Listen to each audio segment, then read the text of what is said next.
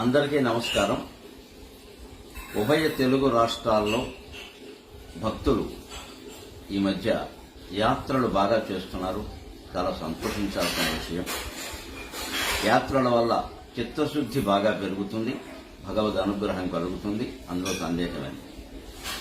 అందున ఇతర యాత్రల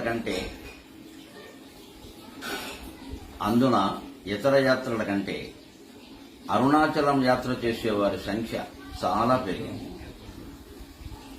పెరగడం సంతోషించవలసిన విషయమే అయినా దాని అసలు ఆంతర్యాన్ని తెలుసుకోకపోవడం, పైగా యాత్రికుల సంఖ్య వందలు, వేలు, లక్షలు దాటిపోవడంతో పర్యావరణానికి హాని కలుగుతోంది అని అరుణాచలం ట్రస్టు యాజమాన్యం వారు నాకు చేసిన విజ్ఞప్తి మేరకు ప్రత్యేకంగా నేను మీ అందరికీ నమస్కరించి ఈ విజ్ఞప్తి చేస్తున్నాను. మనం యాత్ర చేయడంలో ఉద్దేశ్యం రమణ మహర్షి చాలా స్పష్టంగా చెప్పారు. గిరి ప్రదక్షిణ గురించి సంచార సమాధి అన్నారు.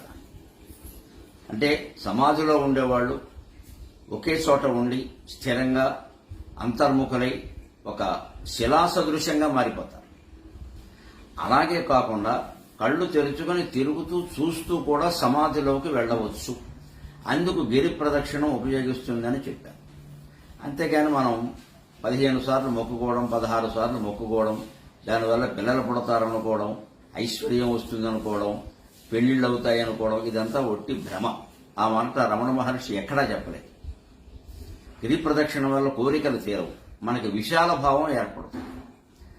ఈ ప్రదక్షిణాల వల్ల విశాల భావం ఏర్పడుతుందో లేదో ఎవరికీ తెలియదు. కానీ చాలా సంకుచితంగా మనం ఆలోచించి మన ప్రయోజనమే మనం ముఖ్యంగా చూసుకుని విపరీతంగా ప్లాస్టిక్ సీసాలు, ప్లాస్టిక్ సంచులు వాడుతూ అవన్నీ కొండ చుట్టూ పారేస్తూ ఉంటే అరుణాచలం కొండ పవిత్రత మొత్తం దెబ్బతింది అని యాజమాన్యం వారు నాకు స్వయంగా చెప్పారు.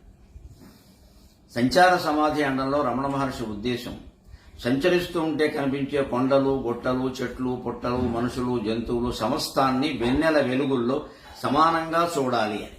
అది జరగకపోగా అక్కడ ఉన్న ప్రకృతిని మనం పాడు చేస్తున్నామంటే ప్రయోజనం మనకి లేకపోగా కొండకి నష్టం కలిగేలా, తద్వారా అరుణాచలేశ్వరుడు మనల్ని ఆగ్రహించేలా, రమణ మహర్షి సైతం బాధపడేలాగా మనం ప్రవర్తిస్తున్నామని భక్తులందరూ అర్థం చేసుకోవాలి.